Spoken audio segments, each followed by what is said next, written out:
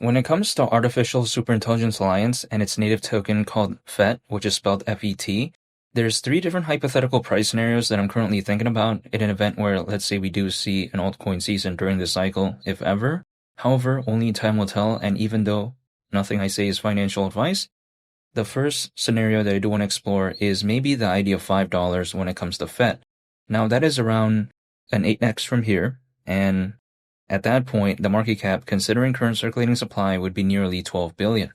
The reason why this wouldn't necessarily surprise me is because I like the fundamentals of Artificial Superintelligence Alliance, and let me explain what I mean by that. If I take a look at Artificial Superintelligence Alliance, what is it, right? It's basically kind of a partnership, the way you take a look at it, between SingularityNet, Fetch AI, and as well as the Ocean Protocol. Now, previously, if we take a look at those three projects, right, they're very massive players in the AI space. But then again, they basically, the way you take a look at it, kind of had a merger, or should I say a partnership, and then it became, again, Artificial Superintelligence Alliance.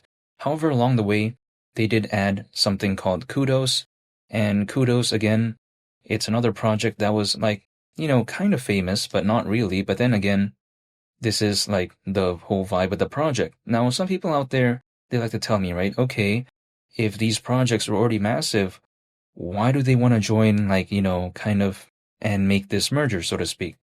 The way you take a look at it is that, again, these four projects, they're basically all just focused on AI, primarily speaking, right? So why have that unnecessary competition if they're all kind of trying to basically do the same thing? That's the way you take a look at it.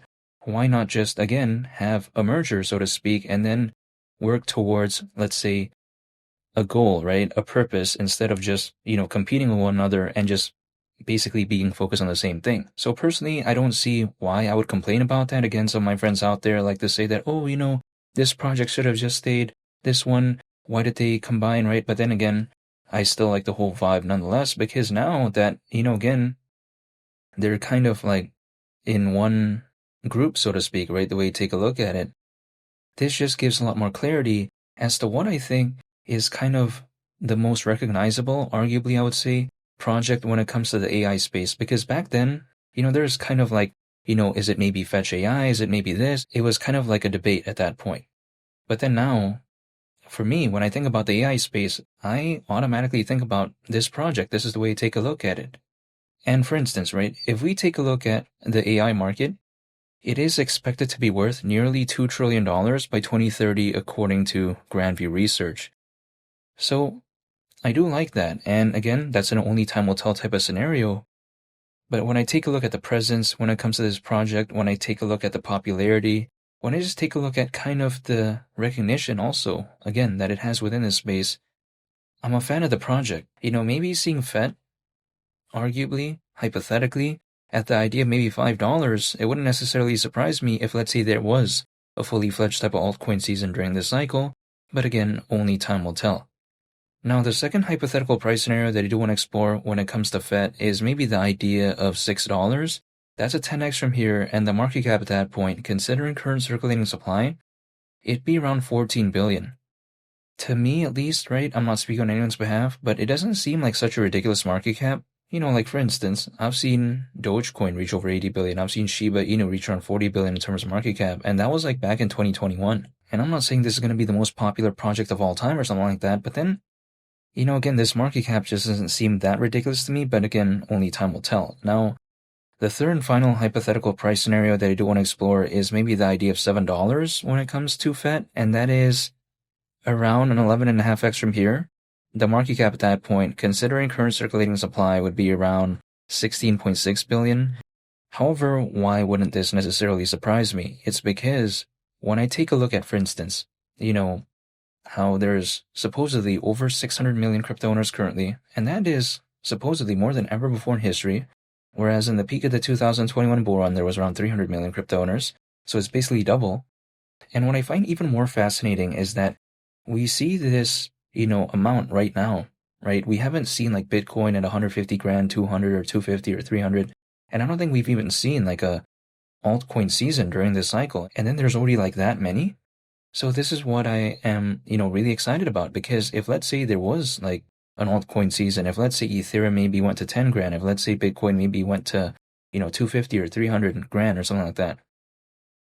If let's say in a hypothetical make-believe scenario that were to maybe happen, would the amount of crypto owners at that time be, over 600 million or maybe hypothetically over 700 million at that point?